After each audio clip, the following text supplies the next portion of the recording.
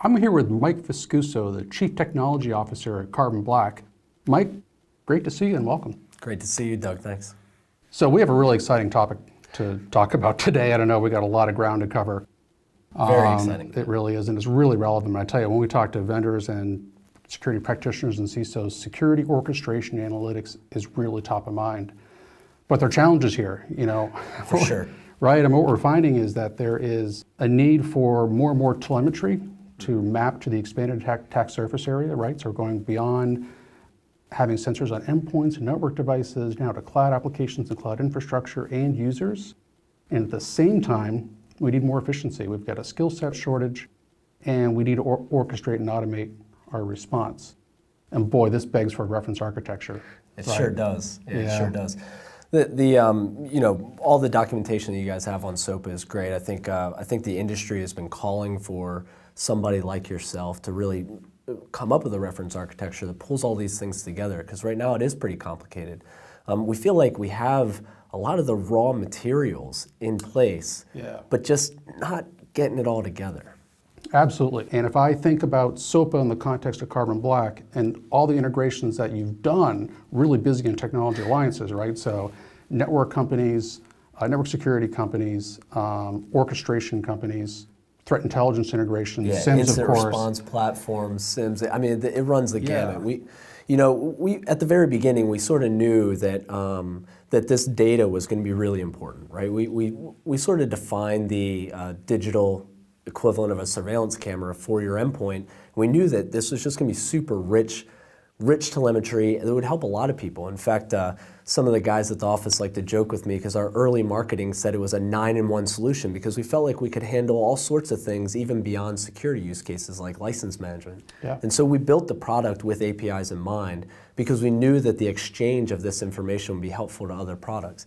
And we've since then been pretty well regarded as having APIs and then integrations. In fact, the number of integrations that we have now is pretty well unknown, because people will go to our GitHub site and just sort of look at the examples and build their own integrations before we even talk to them or know anything about it. Oh, interesting. Yeah, so that makes us really excited and happy for all the work we've done. But again, when you look at and you talk to a lot of our customers, maybe only 10% are actually using those connectors or those integrations, because they're still hard, right? They're still hard to enable, hard to configure. You have 10 different solutions, and you're trying to figure out, how do I tie all these together? Where do I do it? That's what I wanted to ask you. I mean, given all those integrations, where do customers start? Is it one-on-one? It's, hey, I want to be able to get a connection between my endpoint sensor and my network sensor. I discover a bad binary on the wire, I want to find out where that is on the endpoint, or is it really more of a broader security analytics implementation and sort of a many-to-many? To be honest with you, everybody starts in a slightly different spot. I'd say maybe like 3 years ago, the endpoint to network connector was probably the most popular. It was the one that pioneered really this, hey, we can actually help each other out, that 1 + 1 may actually equal 3. Right now, our most common request is the SIM. The SIM has become the central pane of glass, and that's the very first integration that everybody asks about. Although some of our large customers are saying, hey, I just want all of your data in a central repository, in this data lake. They're creating these data lakes and running analytics on top of those data lakes. It's kind of like repurposing the SIM, but they're just trying to consume as much data as they possibly can in these data lakes, using open source tools to manage that data and store that data, index it, make it accessible. And then they're sort of building their own analytics or leveraging analytics products on top of that. So everyone sort of starts in a different spot, but nearly every one of our customers asks us out of the gate, how can I enable the connector with SIM? Makes a lot of sense. So what's the role of the channel here? I mean, if we're bringing together multiple previously disparate technologies so we can implement a reference architecture, boy, it seems to be that channel partners, even managed security service providers, are really well positioned given their expertise to deliver an implementation. Are you seeing that in the market as well? Absolutely. In fact, a lot of these technology alliance partnerships that you see us create, we do bi-directional integrations. A partner, a technology partner will do their part, we'll do our part, we'll make sure that they work together. Mm-hmm. But ultimately, how you want this particular connection to happen is still a customer by customer thing. And so you'll hear us talk about on the go-to-market side, let's meet in the channel. And really what that means is that we won't get paid when we sell your product, you won't get paid when we sell your product, but ultimately the role of the value-added reseller is heightened such that they bring the two products together, they enable it, they work with the customer to figure out what is it that we're automating, what is it that we're optimizing, and then they configure the connection between the two products to do the thing that the customer wants to automate. You did mention another one though, which actually I'm really excited about, and that's the role of the managed security service provider. Right. We have over 35 managed security service providers that use our product as the basis for their endpoint monitoring or managed detection and response.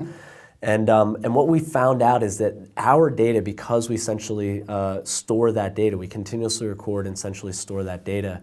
They're using that data exactly as you mentioned today, and as well as in the SOAPA references, that they're making 1 + 1 = 3 all over the place. I think MSSPs are probably the closest ones to having a reference architecture for all the SOAPA work that you guys have been doing. Absolutely. And I imagine they can leverage learnings from one customer to another, right? And that they're in that right position. Hey, this best practice, this implementation worked for this customer.